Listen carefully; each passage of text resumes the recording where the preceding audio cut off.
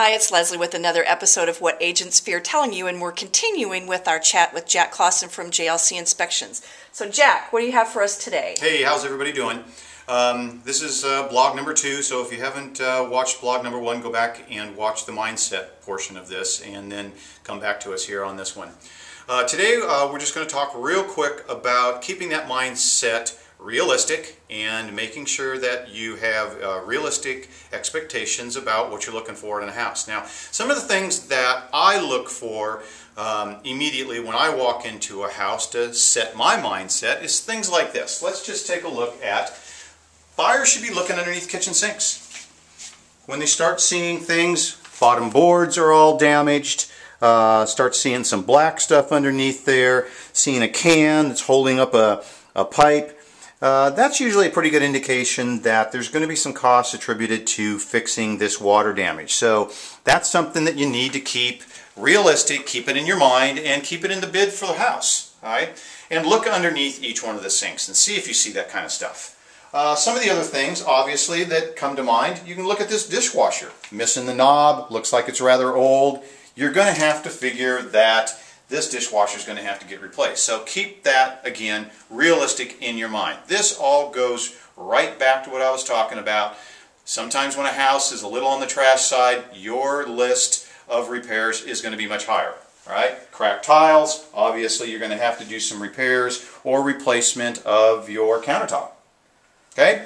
So let's walk out and let's take a look at the furnace in this house. And the furnace in this house, this is a 1982-83 house. So we're looking at a house that's about 30 years old. Is the furnace 30 years old?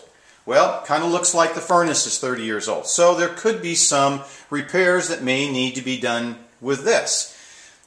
Big key here, make sure that you have this thing running before you take occupancy of the house, because your home warranty is going to cover you on the back side. All right, water heaters. All right, same thing with the water heaters. Does it look like it's old? All right, that's a cost that could be someplace around $5,000 to $1,000 to repair or replace. So keep that in mind. Another realistic thing. Let's jump upstairs real quick and let's start taking a look at some of the things up there. Some of the things that you'll see code-wise, you'll see the rails on the stairs here. Very common for 1983 house. Doesn't meet today's code as far as spacing of the rails. Must be much less, but this is the way they built them back then. This was the code back then, but you need to be aware so you can take safety precautions. So let's start clicking around here.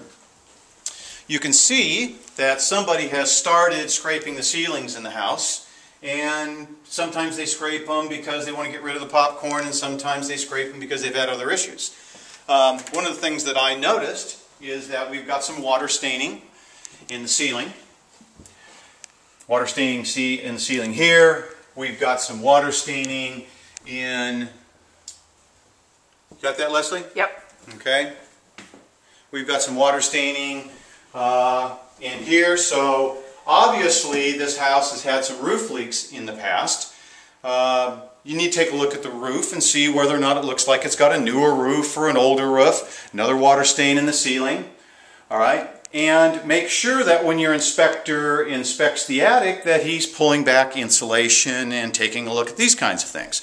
So once again, okay, this is just a few out of the 10 or 12 that we're going to have on the website.